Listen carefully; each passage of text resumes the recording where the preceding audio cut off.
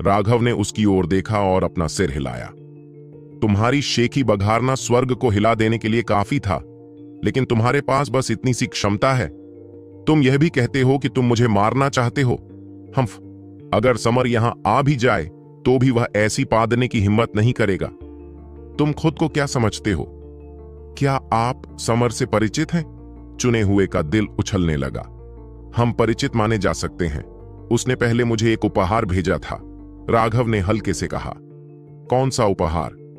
सच में, तुम्हारे भ्रष्ट मार्ग के लोगों में भी तुम्हारी अच्छी बातें हैं। पहली बार जब मैं समर से मिला तो वह न तो कोई रिश्तेदार था और न ही कोई दोस्त, और फिर भी उसने मुझे इतनी अच्छी चीज दी। मैं इसे पाकर वाकई थोड़ा शर्मिंदा था, राघव ने कुछ शर्मीलेपन से कहा। बकवास। समरो हमारे भ्रष्ट मार्ग का चुना हुआ है। वह किसी को भी उपहार नहीं भेजेगा, खासकर आपके घृणित बेशर्म धार्मिक मार्ग से किसी को नहीं। भ्रष्ट चुने हुए ने गुस्से से दहाड़ लगाई।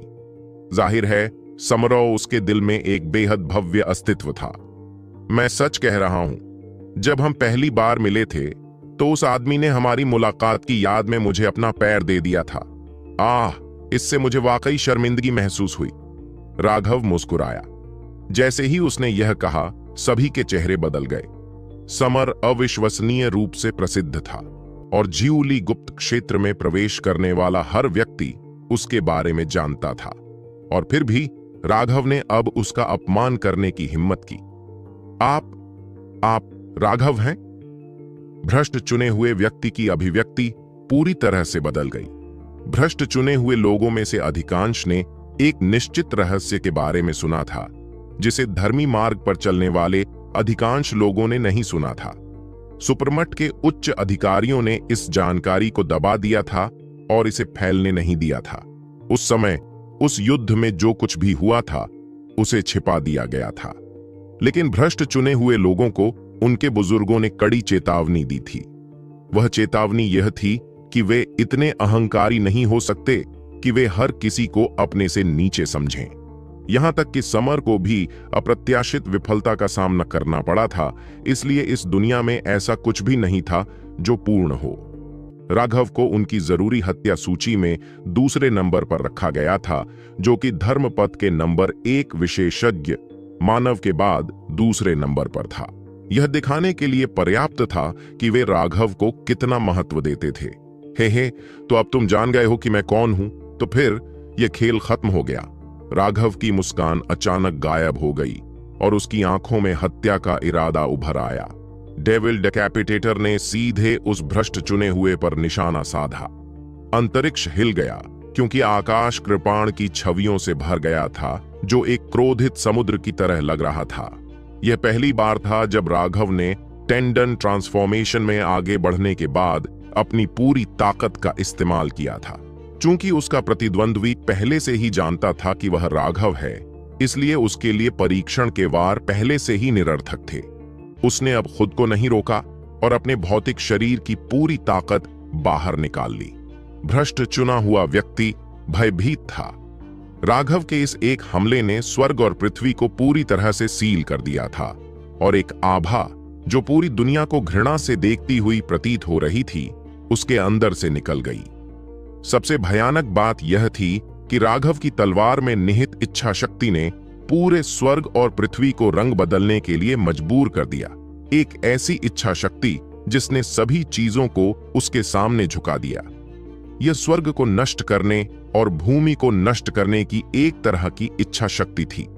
उस इच्छा के सामने चुने हुए व्यक्ति को ऐसा महसूस हुआ मानो वह एक चींटी से ज्यादा कुछ नहीं है जो भगवान से मुकाबला कर रही है।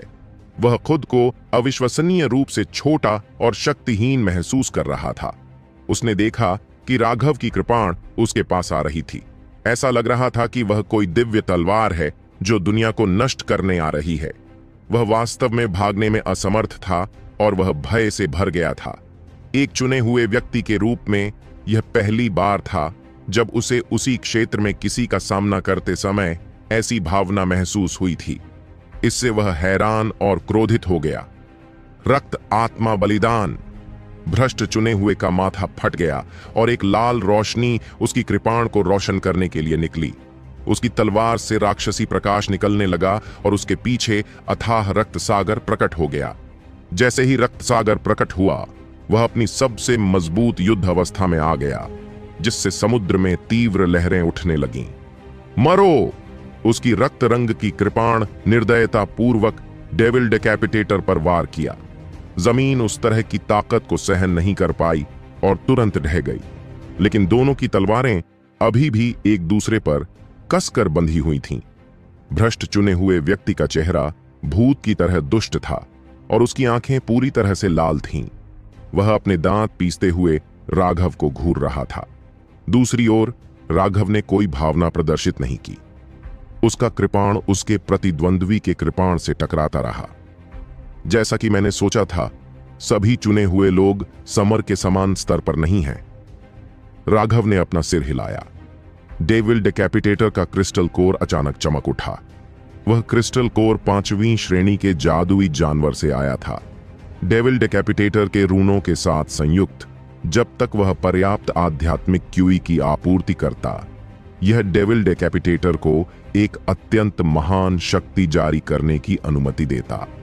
टेंडन ट्रांसफॉर्मेशन तक पहुंचने से पहले उसकी आध्यात्मिक क्यूई बहुत सीमित थी। उसे आध्यात्मिक क्यूई के हर धागे को संजोना पड़ा था और उसने कभी भी क्रिस्टल कोर की शक्ति को सक्रिय नहीं किया।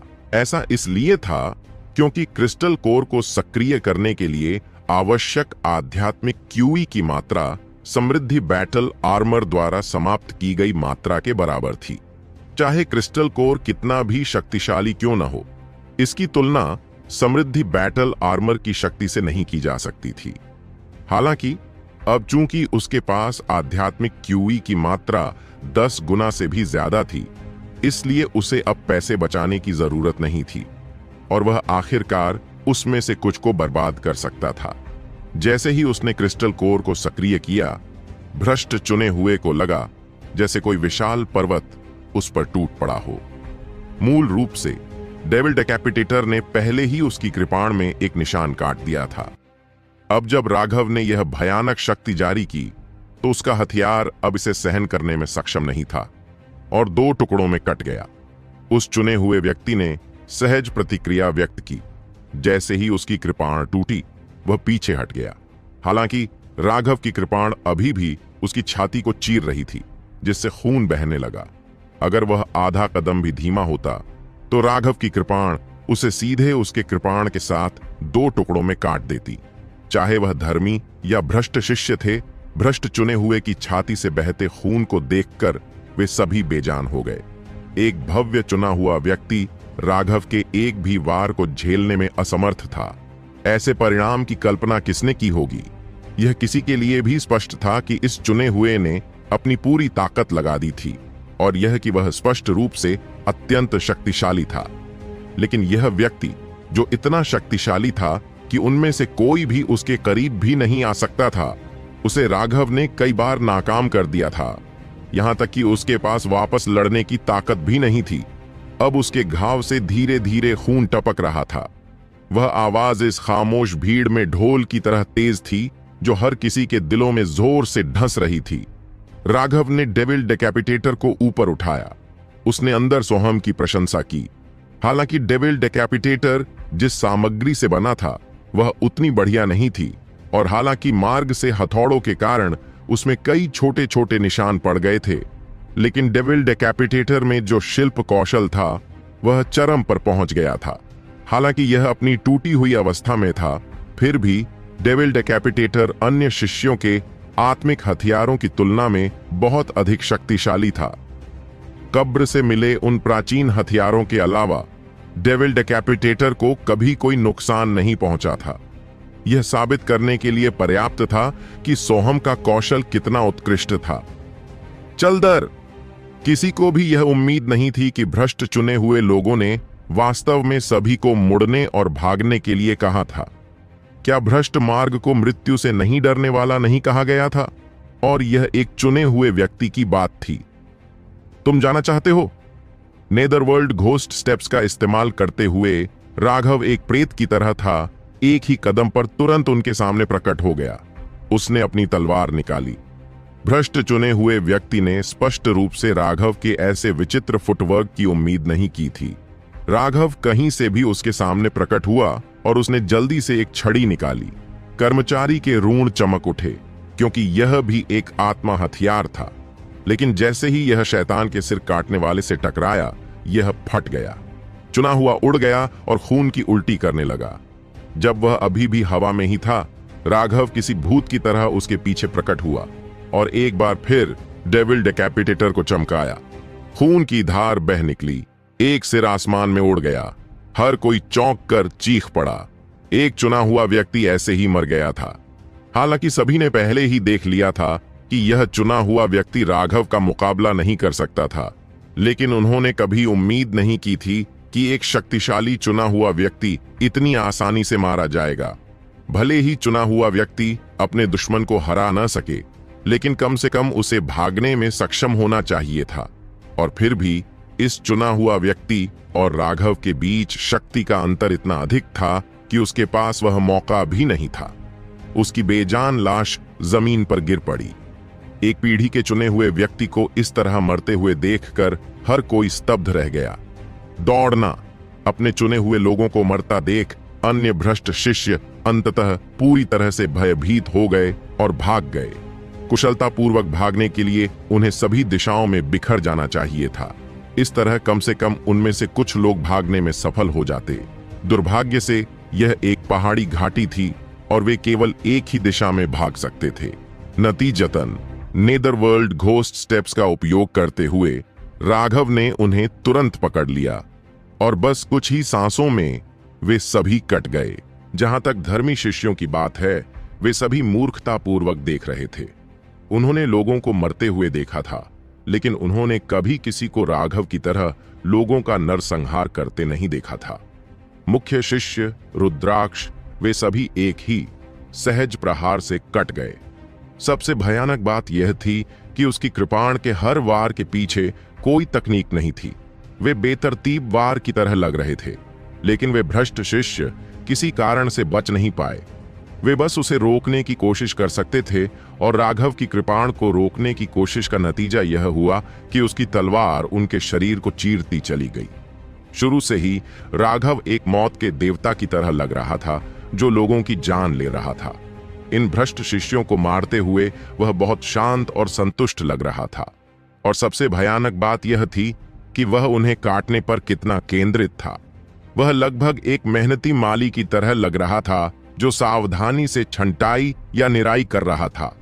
इस दृश्य को देखकर ही दूसरों की रूह कांप उठती थी।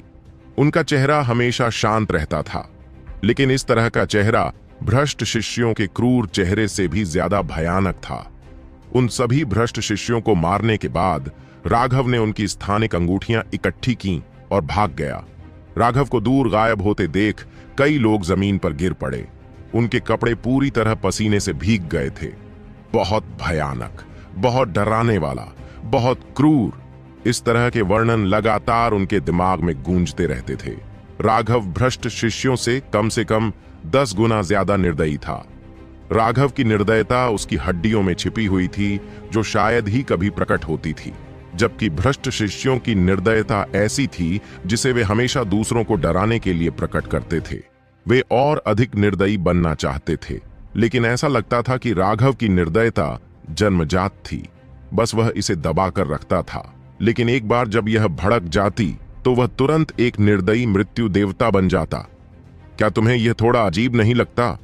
क्या राघव जैसा शक्तिशाली व्यक्ति वास्तव में किसी महिला का बलात्कार करने की कोशिश करेगा? किसी ने यह सवाल पूछे बिना नहीं रहा। क्या मजाक है? ऐसा आदमी चौसन को सुअर की तरह मारता है। वह जो चाहे औरत पा सकता है। अगर वह सार्वजनिक तौर पर यह घोषणा कर दे कि उसे महिलाएं चाहिए, तो कौन जाने कि उनमें से कितनी महिलाएं भीख मांगने आ जाएंगी। जो फोटोग्राफिक जेड चारों ओर फैले हुए थे, वे निश्चित रूप से संदिग्ध हैं। शायद कोई राघव को फंसाने की कोशिश कर रहा था। आखिरकार किसी ने यह अनुमान लगाया। तुरंत ही कई लोगों ने सिर हिलाया। सबसे पहले तो राघव की शक्ल सूरत की बात ही न करें, सिर्फ उसकी क्रूर दबंग लड़ाई शैली से ही लोग बता सकते थे कि वह एक अडिग घमंडी आदमी है। वह निश्चित रूप से इस तरह की हरकतें करने से कतराता था। मुझे यह बात शुरू से ही पता थी। जैसे ही मैंने फोटोग्राफिक जेट देखा, मुझे पता चल गया कि कोई पर्दे के पीछे से इस काम को अंजाम दे रहा है, अन्यथा वे इतनी तेजी से क्यों फैलते। एक व्यक्ति खड़ा हुआ और बड़ी समझदारी और दूरदर्शिता के साथ बोला, अरे यह कैसा झूठा ज्ञान है। अगर आप चाटुकारिता करना भी चाहते हैं तो आपको यह उस व्यक्ति के सामने ही करना होगा। क्या आप अब भी ऐसा करके खुद को शर्मिंदा करने की कोशिश कर रहे हैं? कुछ लोगों ने उपहास किया, तुम्हारा क्या मतलब है झूठी पिछली जानकारी? शुरू से ही मुझे पता था कि कुछ गड़बड़ है और इसीलिए मैं इतना मूर्ख नहीं था कि उसे भड़काऊं। जैसे ही उसने यह कहा, दो गुस्से भरी घुरघुराहटें गूंज उठीं। चले जाओ, अगर तुम इधर उधर पादना चाहोगे तो मैं तुम्हें मार डालूंगा।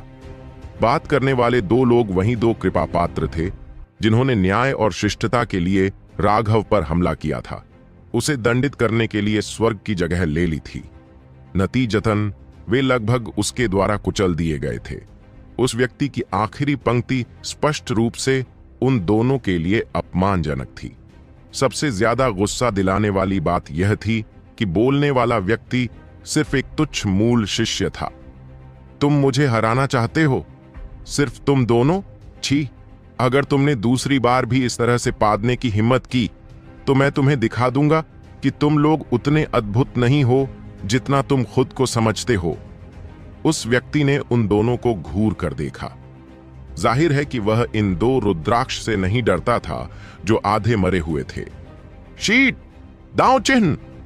जैसे ही लोग इस पर चर्चा कर रहे थे, किसी ने भ्रष्ट शिष्यों की लाशों की ओर गोली चलाई। चुने हुए और दो कृपा पात्रों के दांव चिन्ह पहले ही उनके शरीर से बाहर निकल चुके थे। हर कोई तुरंत उन पर हमला करने के लिए दौड़ पड़ा। उस चुने हुए को मारने के बाद राघव को आखिरकार अपनी मौजूदा ताकत का बेहतर अंदाजा हो गया था।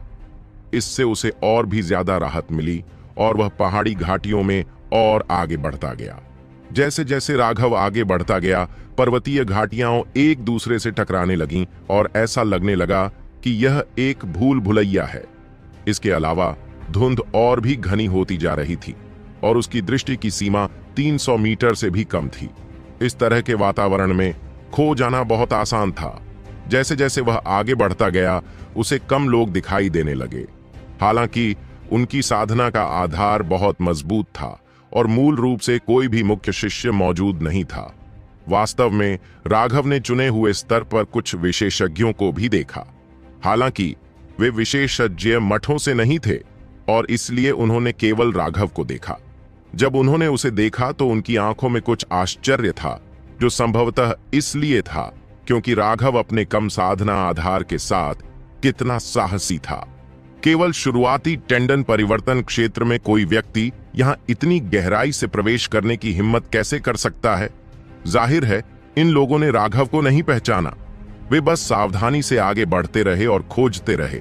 जहां तक राघव का प्रश्न है, चूंकि उन विशेषज्ञों ने उसे परेशान नहीं किया, इसलिए उसने उन्हें उकसाया भी नहीं।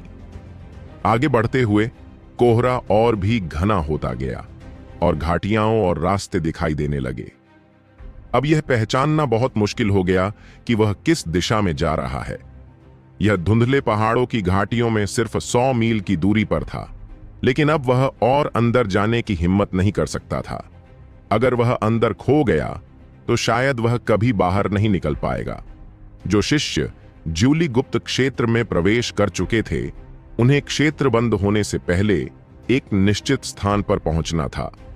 बाहरी दुनिया में वापस जाने का यही एकमात्र तरीका था। अगर वे समय रहते वहां नहीं पहुंच पाए तो वे गुप्त क्षेत्र में फंस जाएंगे। उनके पास एकमात्र विकल्प ज्यूली गुप्त क्षेत्र में अगले 100 साल तक रहना होगा और उसके फिर से खुलने का इंतजार करना होगा। हालांकि जब से ज्यूली गुप्त क्षेत्र प्रकट हुआ था, तब से ज्यूली गुप्त क्षेत्र में 100 साल तक रहने वाले लोगों में से कोई भी जीवित नहीं बच पाया था। वे सभी हमेशा के लिए गुप्त क्षेत्र में गायब हो गए थे। कारण क्या था, यह कोई नहीं जानता था। किसी भी स्थिति में उनके वरिष्ठों के पिछले अनुभवों ने इन सभी शिष्यों को बताया था कि यदि वे समय समाप्त होने पर सभा स्थल पर नहीं पहुंच सके तो उनकी निश्चित रूप से मृत्यु हो जाएगी। नाइन हार्ट घास। राघव इस बात को लेकर झिझक रहा था कि उसे और अंदर जाना चाहिए या नहीं। तभी उसने अपने सामने पहाड़ की चट्टान पर अजीब घास का एक समूह देखा। प्रत्येक स्ट्रैंड 8 इंच लंबा था और इसमें 9 खंड थे जो फूलों की तरह दिखते थे। हालांकि वे फूल असली फूलों की तरह चमकीले रंग के नहीं थे, बल्कि गहरे पन्ने जैसे हरे रंग के थे। यह नाइन हार्ट घास 5वीं श्रेणी की नाइन हार्ट मेरिडियन ओपनिंग पिल का मुख्य घटक था। यह बेहद कीमती थी। उन साधकों के लिए जो मेरिडियन ओपनिंग क्षेत्र में पहुंच गए थे, नाइन हार्ट मेरिडियन ओपनिंग पिल एक खजाना था जिसके लिए वे अपने सपनों में भी तरसते थे। इस एक समूह में नाइन हार्ट घास की 10 से ज्यादा किस्में थीं। अगर मठों के उन पुराने मेरिडियन ओपनिंग एल्डर्स ने इसे देखा तो वे निश्चित रूप से पागल हो जाएंगे। यह बिल्कुल वैसा ही है जैसा उसने कहा था। इन पहाड़ी घाटियों में अनगिनत कीमती औषधीय जड़ी बूटियां हैं, लेकिन एक बार जब आप उन्हें इकट्ठा करने के लिए अंदर चले जाते हैं तो आप कभी बाहर नहीं निकल पाएंगे। सुपरमठ के रास्ते में रामानंद ने सभी को ज्यूली गुप्त क्षेत्र के बारे में कई निषेध बताए थे। उनमें से एक यह जगह थी, मिस्टी माउंटेन वैलीज। मिस्टी माउंटेन घाटियों को लॉस्ट सोल माउंटेन घाटियां या शायद सोल सेवरिंग घाटियां भी कहा जाता था। रामानंद ने सभी को चेतावनी दी थी कि अगर वे यहां औषधीय जड़ी बूटियां इकट्ठा करना चाहते हैं तो उन्हें किनारे पर ही रहना होगा। किनारों से कुछ दूर स्थित पहाड़ों को देखना संभव था और उन्हें चिन्हों के रूप में प्रयोग करके आप बाहर निकल सकते थे। लेकिन अगर आप बहुत अंदर चले गए तो घने कोहरे के कारण आप उत्तर, पूर्व, दक्षिण, पश्चिम में अंतर नहीं कर पाएंगे। अगर आप अंदर गए तो आप कई औषधीय तत्व तो इकट्ठा कर पाएंगे, लेकिन आप कभी बाहर नहीं निकल पाएंगे। राघव ने पीछे मुड़कर उस दिशा में देखा जहां से वह आया था। वहां बहुत ज्यादा धुंध थी और पहाड़ पहले से ही धुंधले हो रहे थे। तो फिर चलो यहीं से शुरू करते हैं। घाटी के प्रवेश द्वार पर राघव ने एक छोटा सा गड्ढा खोदने के लिए एक गुप्त स्थान पाया और एक छोटी सी औषधीय गोली दफना दी। मिट्टी की जगह राघव ने पुष्टि की कि कोई भी यह नहीं बता सकता कि उसने यहां कुछ किया है, और वहां से चला गया। इस औषधीय गोली को स्पिरिट गाइड पिल कहा जाता था। इसे खाया नहीं जाता था, बल्कि इसका इस्तेमाल मार्कर के रूप में किया जाता था। कीमिया एक ऐसा पेशा था जो बहुत पुराने समय से चला आ रहा था। इसकी जड़ें खेती की शुरुआत तक जाती है। यह एक व्यापक और गहन पेशा था। ऐसी औषधीय गोलियां थीं जिनके स्तर किसी व्यक्ति की कल्पना से परे थे, और इसके प्रभाव और संभावनाएं आकाश में मौजूद तारों की तरह अनगिनत थीं। इस स्पिरिट गाइड पिल को एक सहायक गोली माना जा सकता है। सहायक, रक्षात्मक और आक्रामक गोलियों के अलावा ऐसा कहा जाता था कि जब तक एक कीमियागर काफी मजबूत होता है और उसके पास पर्याप्त सामग्री होती है, तब तक एक औषधीय गोली को परिष्कृत करना भी संभव था जो मानव रूप ले सकती थी और उनसे लड़ सकती थी। और इसलिए कीमिया एक अत्यंत दिव्य कला थी। हालांकि यह औषधीय गोली स्वाभाविक रूप से इस स्तर तक पहुंचने से बहुत दूर थी। इसका ज्यादा असर नहीं हुआ। इसमें जो तत्व डाले गए थे वे सिर्फ इस मायने में खास थे कि उन्होंने राघव को उन पर अपनी आध्यात्मिक छाप छोड़ने की अनुमति दी।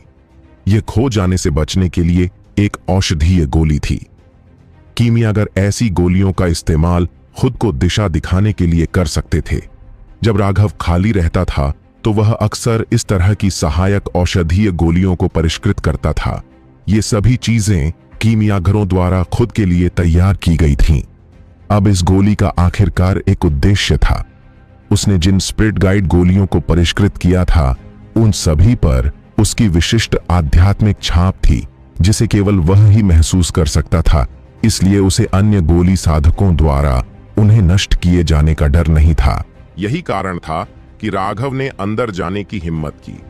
उन्होंने एक आखिरी निरीक्षण किया ताकि यह सुनिश्चित हो सके कि उन्होंने कोई गलती तो नहीं की है। फिर वे गहराई में चले गए। नाइन हार्ट घास पर पहुंचकर उन्होंने इसे खोदने के लिए एक विशेष जेड फावड़े का इस्तेमाल किया और सावधानीपूर्वक इसे अपने जीवन वलय में रख दिया। हालांकि यह जीवन वलय इसे बढ़ने नहीं देता था, लेकिन यह इसे सड़ने से बचाता था। जीवित औषधीय तत्व मृत तत्वों की तुलना में कहीं अधिक मूल्यवान थे। नाइनहार्ट घास के इन डंठलों को ही बहुत सारे अंकों के बदले में बदला जा सकता है। अगर राघव ने उन्हें नाइनहार्ट मेरिडियन ओपनिंग पिल्स में बदल दिया तो उन्हें बहुत ज्यादा कीमत मिलेगी। जैसा कि उम्मीद थी, किंवदंतियां सच हैं। एक बार जब आप इस जगह में प्रवेश करते हैं तो बाहर निकलना बेहद मुश्किल होता है। राघव पीछे मुड़ा और उसे सिर्फ सफेद धुंध ही दिख रही थी। अब उसे घाटी का दरवाजा भी नहीं दिख रहा था। यह मिस्टी माउंटेन वैली का सबसे विचित्र पहलू था। अंदर की ओर देखने पर सैकड़ों मीटर तक देखना संभव था, लेकिन बाहर की ओर देखने पर आप अपने सामने कुछ मीटर भी नहीं देख पाएंगे। ऐसे भी चतुर लोग थे जिन्होंने अपने अपने चतुर तरीके अपनाए थे। उन्होंने बाहरी दुनिया से एक डोरी बांध दी थी ताकि वे उस डोरी का अनुसरण करते हुए अंदर आ सकें और फिर बाहर निकल सकें। लेकिन इस जगह पर धार्मिक और भ्रष्ट दोनों तरह के लोग रहते थे। अगर आप बाहर की तरफ रस्सी का एक टुकड़ा बांध दें तो दुश्मन उसे आसानी से पा लेंगे। जब आप अंततः अपने मूल स्थान पर वापस लौटते तो आप पाते कि लोगों का एक समूह आपको मारने और आपके खजाने को छीनने के लिए इंतजार कर रहा है। इसलिए यह एक अच्छा तरीका नहीं था। नाइनहार्ट घास इकट्ठा करने के बाद राघव वापस उस जगह पर लौटा जहां उसने अपनी स्पिरिट गाइड पिल को दफनाया था। दूर से अस्पष्ट पहाड़ को देखते हुए उसने पुष्टि की कि उसके दिशा निर्देश में कोई समस्या नहीं थी। उसके बाद ही उसने अपने पैरों के निशान मिटाने शुरू किए। आखिरकार मिस्टी माउंटेन वैली डरावनी होने के लिए प्रसिद्ध थी। राघव ने लापरवाही बरतने की हिम्मत नहीं की। जब से उसे उस प्राचीन मकबरे में दफनाया गया था तब से वह बहुत अधिक सतर्क हो गया था। इससे पहले अगर स्पिरिट गाइड पिल ने उसे विफल कर दिया होता तो भी वह अपने पैरों के निशानों का अनुसरण करके बाहर निकल सकता था। लेकिन अब जब उसने पुष्टि कर ली थी कि उसका तरीका काम कर रहा है तो राघव ने उन पैरों के निशानों को मिटा दिया ताकि दूसरों को पता न चले कि वह अंदर गया था। वह निश्चित रूप से नहीं चाहता था कि जब वह वापस लौटे तो वहां घात लगाए लोगों का एक बड़ा समूह उसका इंतजार कर रहा हो। जैसे जैसे वह गहराई में गया उसे बहुत सी कीमती जड़ी बूटियां मिली। कुछ 100 मीटर से भी कम दूरी पर उसने नाइनहार्ट घास के 3 गुच्छों के साथ साथ 4 अन्य प्रकार की कीमती जड़ी बूटियां देखीं जो बाहरी दुनिया में बेहद दुर्लभ थीं। इससे स्वाभाविक रूप से राघव प्रसन्न हुआ। सभी कीमियागर दुर्लभ औषधीय सामग्री प्राप्त करना पसंद करते हैं और राघव कोई अपवाद नहीं था। यह विशेष रूप से सच था क्योंकि उसके पास अपनी गोली भगवान की यादें थीं। हालांकि वे यादें अधूरी थीं, लेकिन उन्हें औषधीय तत्वों का पूरा ज्ञान था। उन्हें उन औषधीय तत्वों का भी ज्ञान था जो बाहरी दुनिया में मौजूद भी नहीं थे। राघव उस व्यक्ति के प्रति बहुत आभारी महसूस कर रहा था जिसने मठ के मुकदमे में उसे अपनी जीवन अंगूठी उपहार में दी थी। उस व्यक्ति ने वास्तव में उसकी मदद की थी। घाटी के साथ साथ चलते हुए वह कई मील अंदर चला गया। जब वह सड़क के एक दोराहे पर पहुंचा जो अन्य घाटियों की ओर जाता था, उसने एक बार फिर यहां एक स्पिरिट गाइड पिल गाड़ दी और गहराई में जाना जारी रखा। 3 दिन बाद राघव की जीवन अंगूठी सैकड़ों कीमती औषधीय जड़ी बूटियों से भरी हुई थी। ये सभी असाधारण रूप से उच्च स्तरीय औषधीय तत्व थे। अगर वह उन्हें उच्च स्तरीय औषधीय गोलियों में परिष्कृत कर दे तो उनका मूल्य भयानक होगा। जैसे ही राघव औषधीय सामग्री इकट्ठा कर रहा था, उसके शरीर के अंदर से एक धीमी सी आवाज आई। हवा उसके चारों ओर बहने लगी और उसके शरीर से एक राजसी ऊर्जा निकल पड़ी। मैंने पहले स्वर्ग चरण में प्रवेश कर लिया है। राघव खुश होने से खुद को रोक नहीं पाया। उसे टेंडन ट्रांसफॉर्मेशन में आगे बढ़े हुए कई दिन हो चुके थे और उसने जानबूझकर साधना नहीं की थी। इसके बजाय उसने अपने टेंडन को पोषण देने के लिए 3 कनेक्टिंग फ्लावर टेंडन पिल्स का इस्तेमाल किया था। उसके लिए सुखद आश्चर्य की बात यह थी कि उसके शरीर की औषधीय ऊर्जा को अवशोषित करने की क्षमता बिल्कुल चौंकाने वाली थी। 10 से ज्यादा 3 कनेक्टिंग फ्लावर टेंडन पिल्स खाने के बाद भी वह अभी भी उनकी 100% ऊर्जा को अवशोषित कर रहा था। हालांकि यह एक विशेष औषधीय गोली थी जिसे लगातार खाया जा सकता था, लेकिन यह तथ्य कि वह अभी भी इसकी पूरी औषधीय ऊर्जा को अवशोषित कर रहा था, चौंकाने वाला था। इसके अलावा न केवल उनकी नसें मजबूत हो रही थीं, बल्कि उनकी साधना का आधार भी धीरे धीरे बढ़ रहा था। औषधीय गोलियां केवल साधना के लिए एक पूरक सहायता थीं। हालांकि वे आपकी साधना के आधार को तेजी से बढ़ा सकती थीं, लेकिन अगर आप खुद कड़ी मेहनत नहीं करते तो आपकी नींव अस्थिर हो जाती, आपका आभामंडल अव्यवस्थित हो जाता, और अगर यह बहुत लंबे समय तक जारी रहा तो भविष्य में आपकी साधना का आधार अनिवार्य रूप से अपंग हो जाएगा। इसलिए जबकि साधक औषधीय गोलियों पर निर्भर थे, वे पूरी तरह से निर्भर नहीं हो सकते थे। भले ही आप अपनी ताकत बढ़ाने के लिए औषधीय गोलियों का इस्तेमाल करते हो, आपको अपनी नींव को स्थिर करने में कुछ अतिरिक्त समय लगाना होगा। यदि आप जल्दी स्थिर होना चाहते थे तो सबसे अच्छा तरीका था लड़ाई में उतरना, और लड़ाई जितनी उच्च स्तर की होगी, आपकी नींव उतनी ही जल्दी स्थिर होगी। जीवन और मृत्यु की लड़ाई आपकी शक्ति को स्थिर करने का सबसे कुशल तरीका था। हालांकि राघव को एहसास हुआ कि उसे इस बारे में चिंता करने की जरूरत नहीं है। इस बात का जरा भी संकेत नहीं था कि उसकी नींव अस्थिर हो रही है। क्या यह हो सकता है कि असुरासुतरा बॉडी आर्ट असीमित औषधीय गोलियां खा सकता है? राघव ने उस सिद्धांत के बारे में एक से अधिक बार सोचा था।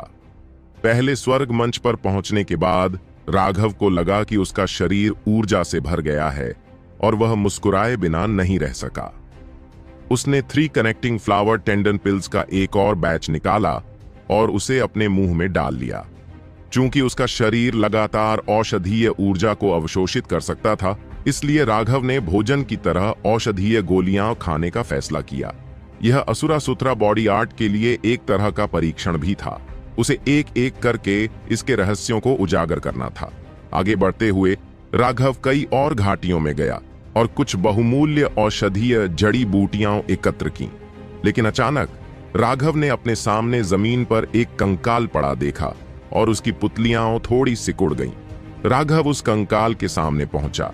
उसने जो भी कपड़े पहने थे वे बहुत पहले ही सड़ चुके थे और उसकी हड्डियां भी क्षरण के कारण बुरी तरह क्षतिग्रस्त हो चुकी थीं।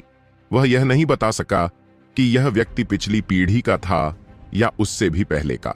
लेकिन राघव को जिस बात ने थोड़ा हैरान किया वह यह थी कि उसकी एक उंगली गायब थी। यह वह उंगली थी जिसमें आमतौर पर एक स्थानिक अंगूठी पहनी जाती थी। इस व्यक्ति की स्थानिक अंगूठी छीन ली गई थी और चिन्हों से ऐसा लगता है कि यह बहुत हाल ही में हुआ है। ये पैरों के निशान नए हैं। क्या और भी लोग अंदर आए थे? राघव को थोड़ा आश्चर्य हुआ। ऐसा लग रहा था कि उसके अलावा और भी लोग थे जो धुंधले पहाड़ों की घाटियों में इतनी गहराई तक प्रवेश कर चुके थे। उसने पैरों के निशानों की सावधानी पूर्वक जांच की। ऐसा लग रहा था कि वहां कई लोग थे, शायद 2 या 3। लगता है कि यहां प्रवेश करने की गुप्त तकनीक रखने वाला मैं अकेला नहीं हूं। राघव आहें भरने से खुद को रोक नहीं पाया।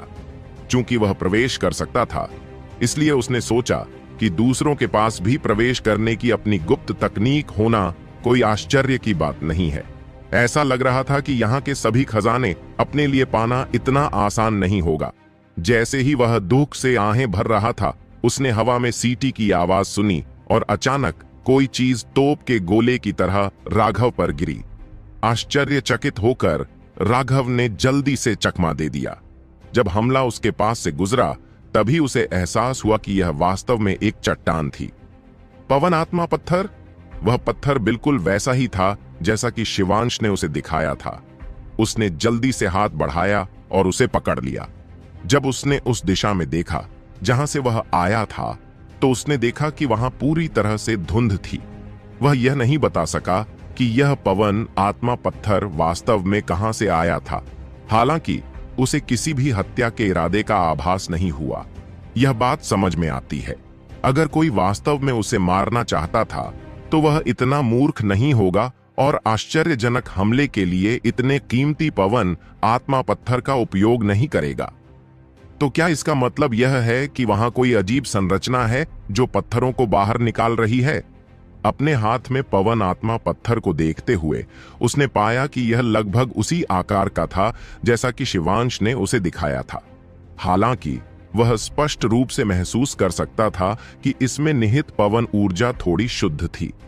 देवांश ने कहा था कि उसे किनारे पर अपना पवन आत्मा पत्थर मिला था। तो क्या ये चीजें किसी गहरे क्षेत्र से उड़कर आ रही थीं? एक और टुकड़ा।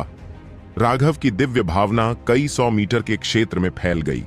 उसने तुरंत एक और उतार चढ़ाव देखा जो उसके हाथ में मौजूद पवन आत्मा पत्थर से आ रहा था। वहां भागते हुए उसने देखा कि घास फूस के एक समूह के नीचे एक पवन आत्मा पत्थर पड़ा हुआ है। यहां और भी बहुत कुछ है। राघव ने जश्न मनाया। उसे जमीन में एक और पवन आत्मा पत्थर मिला। ये चीजें नेहा के लिए स्वर्गीय खजाने होंगी। अगर वह इन पवन आत्मा पत्थरों में निहित वायु तत्व रहस्यों में से कुछ को समझ पाती तो उसकी पवन ब्लेड और भी भयानक हो जाती। राघव को इस बात का पछतावा भी होने लगा कि इस पूरे समय उसका ध्यान सिर्फ औषधीय जड़ी बूटियों पर ही था। कौन जानता था कि इतनी दूर तक आगे बढ़ते हुए उसने कितने पवन आत्मा पत्थरों को खो दिया था। लेकिन अब बहुत देर नहीं हुई थी।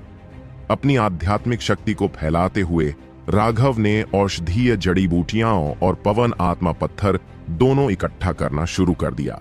आखिरकार वह एक साइड रास्ते पर आ गया। राघव ने कुछ निशान देखे जिनसे पता चलता था कि कम से कम एक और व्यक्ति हाल ही में इस दिशा में आया था। संभवतः इस व्यक्ति ने इनमें से कुछ औषधीय तत्वों को पहचाना भी नहीं था और उसने इन वायु प्रेत पत्थरों पर ध्यान भी नहीं दिया था। राघव को कुल 8 पवन आत्मा पत्थर मिले। हालांकि उसने यह भी देखा कि जमीन के कई हिस्से ऐसे थे जिन्हें अभी अभी खोदा गया था। फिर भी उसे 10 से ज्यादा कीमती जड़ी बूटियां मिलीं। जो कोई भी वहां से गुजरा होगा उसने शायद उन्हें पहचाना नहीं होगा। राघव ने एक बार फिर एक स्पिरिट गाइड पिल को दफनाया और दूसरी दिशा में जाने लगा। वह दूसरों की बची हुई चीजें इकट्ठा करना पसंद नहीं करता था। जैसे जैसे वह अंदर गया उसे और भी कीमती जड़ी बूटियां मिलती गईं। 10,000 से ज्यादा जड़ी बूटियों ने उसके जीवन की अंगूठी का ज्यादातर हिस्सा भर दिया था। इससे राघव को ऐसी खुशी मिली जैसे किसी भिखारी को खजाना मिल गया हो। 3 दिन बाद राघव को भी नहीं पता था कि वह कितनी घाटियों से होकर गुजरा था। किसी भी मामले में उसने 100 से ज्यादा तरह की दुर्लभ जड़ी बूटियां पाई थीं जिन्होंने उसके जीवन वलय को पूरी तरह से भर दिया था। उसके पास कम मूल्य वाली कुछ जड़ी बूटियों को एक स्थानिक वलय में ले जाने के अलावा कोई विकल्प नहीं था। एक स्थानिक वलय के भीतर वे जड़ी बूटियां जल्दी ही मर जातीं। इससे राघव को कुछ दर्द होता था। जब वह जीवित था तो उसके औषधीय घटक की कीमत मृत अवस्था में उसकी कीमत से कम 2 गुनी होती थी। ऐसा इसलिए था क्योंकि कई बड़े संप्रदायों के पास अपने औषधीय क्षेत्र थे। इन कीमती जड़ी बूटियों को उन्हें पौधों के रूप में बेचा जा सकता था। वे संप्रदाय उन जीवित जड़ी बूटियों के लिए कई गुना अधिक कीमत चुकाते थे जो उनके पास नहीं थीं, ताकि वे उन्हें अपने संप्रदायों में उगा सकें। यह एक निवेश था। हालांकि शुरू में उन्हें नुकसान हुआ, लेकिन समय बीतने के साथ शायद दसियों या सैकड़ों सालों में वह जड़ी बूटी फलने फूलने लगी और कई गुना बढ़ गई। फिर वे हमेशा के लिए मुनाफा कमाते रहे। इसे एक बड़ा मुनाफा पाने के लिए एक छोटा सा निवेश कहा जा सकता है। यही कारण था कि दुर्लभ जड़ी बूटियां बाहरी दुनिया में अमूल्य निधि थीं। जब भी ऐसी कोई दुर्लभ जड़ी बूटी दुनिया में दिखाई देती तो बड़े बड़े संप्रदायों में शोर मच जाता। दुर्भाग्य से राघव के पास इसके अलावा कोई रास्ता नहीं था। उसकी जीवन अंगूठी की जगह सीमित थी और वह इतनी सारी जड़ी बूटियां जमा नहीं कर सकती थी। अपनी कुछ कीमती जड़ी बूटियों को एक स्थानिक अंगूठी में रखते ही राघव के दिल से खून टपकने लगा। इन दिनों में राघव ने न केवल दुर्लभ जड़ी बूटियां प्राप्त की थीं, बल्कि उसने 130 पवन आत्मा पत्थर भी प्राप्त किए थे। यह एक चौंकाने वाली संख्या थी। जैसे जैसे वह आगे बढ़ता गया उसने पाया कि पवन आत्मा पत्थर की गुणवत्ता लगातार बढ़ रही थी। हाँ, यह पवन ऊर्जा क्या है? राघव अचानक हैरान भाव से रुक गया। वह हवा महसूस कर सकता था, लेकिन धुंध बिल्कुल भी नहीं हिल रही थी। यह बेहद विचित्र था। कोहरे से एक और पवन आत्मा पत्थर राघव की ओर उछला। राघव ने अपना हाथ ऊपर उठाया और उसे पकड़ लिया। जब पवन आत्मा पत्थर उसके हाथ से टकराया तो उसका हाथ थोड़ा पीछे की ओर धकेला गया। कितना शक्तिशाली! राघव थोड़ा हैरान था। टेंडन ट्रांसफॉर्मेशन में आगे बढ़ने के बाद से उसकी शारीरिक शक्ति असामान्य रूप से शक्तिशाली स्तर पर पहुंच गई थी। यहां तक कि एक मुख्य शिष्य का पूरा प्रहार भी उसके हाथ को थोड़ा भी हिला नहीं सका। यह देखा जा सकता था कि इस पवन आत्मा पत्थर के पीछे कितनी ताकत थी। राघव को यह जानकर सुखद आश्चर्य हुआ कि इस विशेष पवन आत्मा पत्थर के भीतर की ऊर्जा पहले से भी अधिक शुद्ध थी। वास्तव में यह उन पत्थरों से कई गुना अधिक शुद्ध था जो उसने पहले प्राप्त किए थे। इसे हाथ में पकड़ने मात्र से ही इसके आसपास की हवा साफ हो जाती थी। इसके अंदर की ऊर्जा इतनी शक्तिशाली थी, आगे निश्चित रूप से कुछ अजीब होने वाला है। राघव ने पवन आत्मा पत्थर को हटा दिया और आगे बढ़ता रहा। वह जितना आगे बढ़ता गया, हवा उतनी ही तेज होती गई।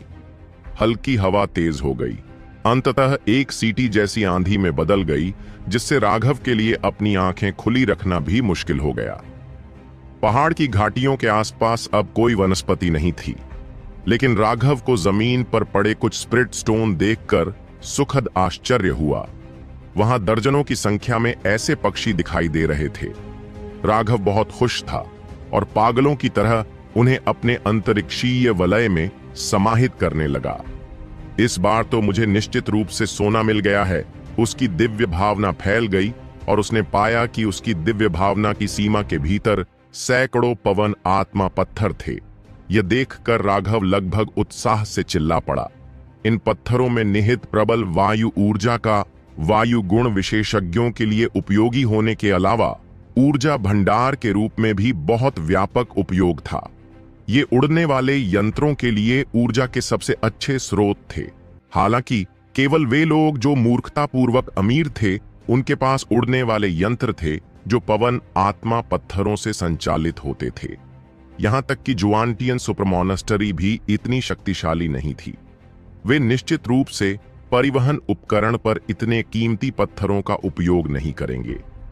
इस क्षेत्र में राघव ने सिर्फ आधे दिन में 8000 से ज्यादा पवन आत्मा पत्थर इकट्ठा किए। अब तक उसे लगभग ऐसा लग रहा था जैसे वह सपना देख रहा हो।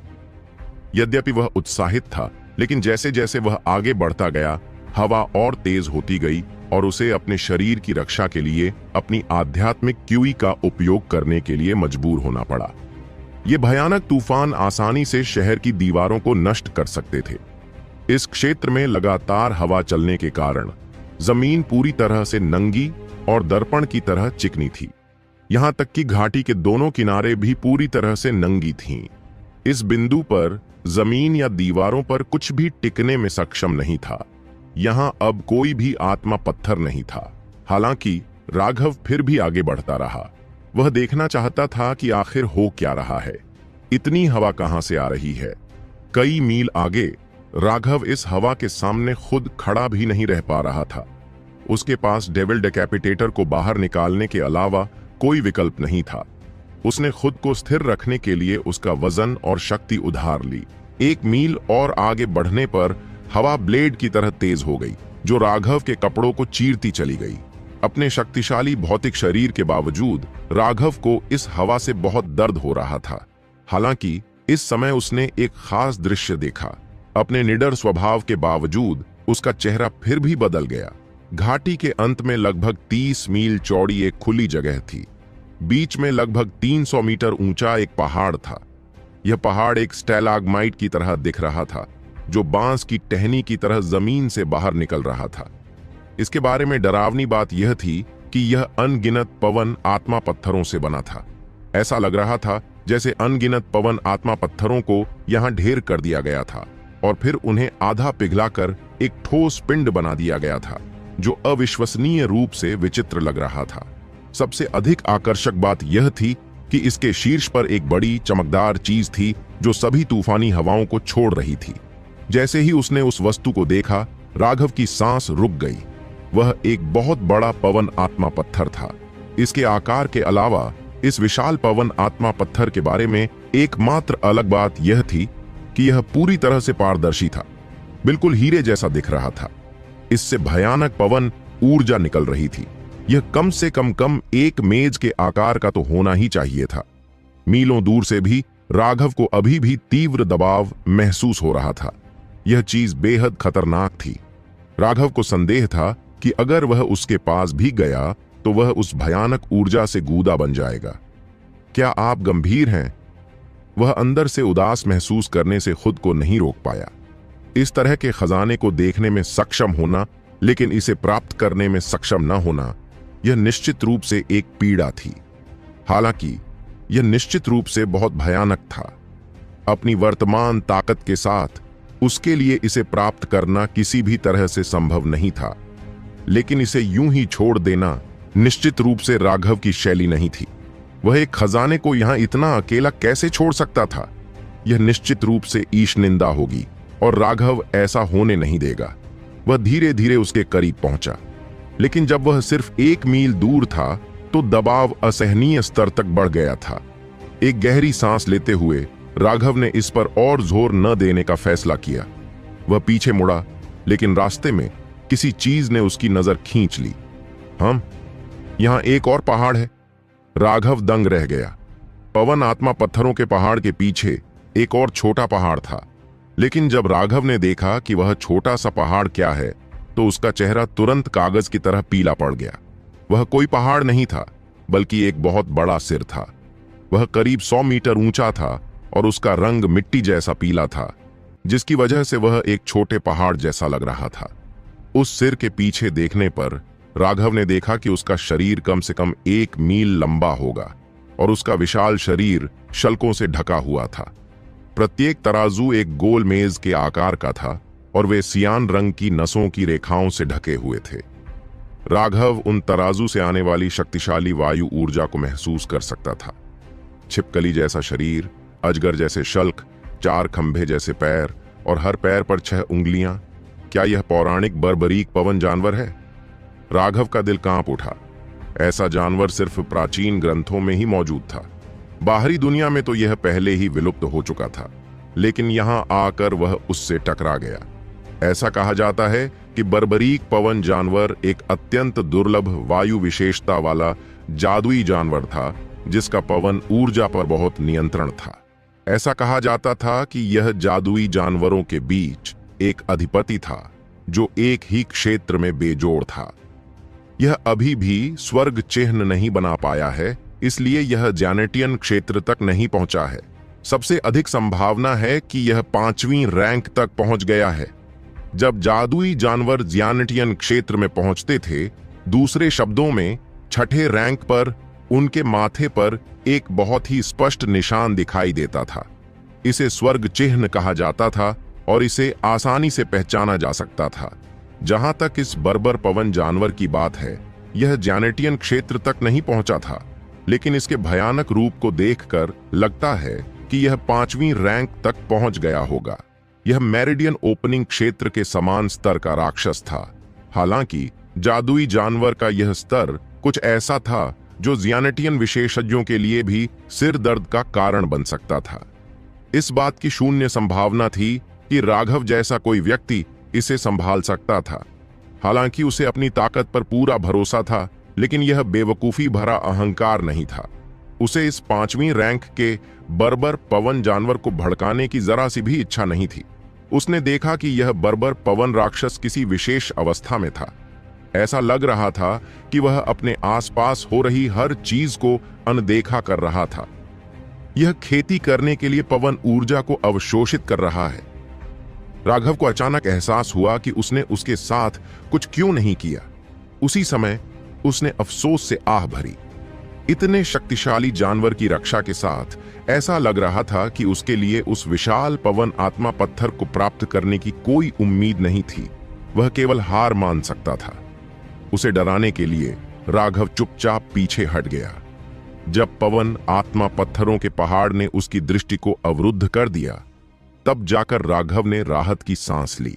जो व्यक्ति कभी संतुष्ट नहीं होता, वह उस सांप की तरह होता है जो हाथी को निगलने की कोशिश करता है। मैंने पहले ही इतने सारे पवन आत्मा पत्थर प्राप्त कर लिए हैं, यह पर्याप्त होना चाहिए। राघव ने खुद को सांत्वना दी। लेकिन क्या यह वास्तव में पर्याप्त है? राघव उस विशाल पवन आत्मा पत्थर के प्रति लालच महसूस करने से खुद को रोक नहीं सका।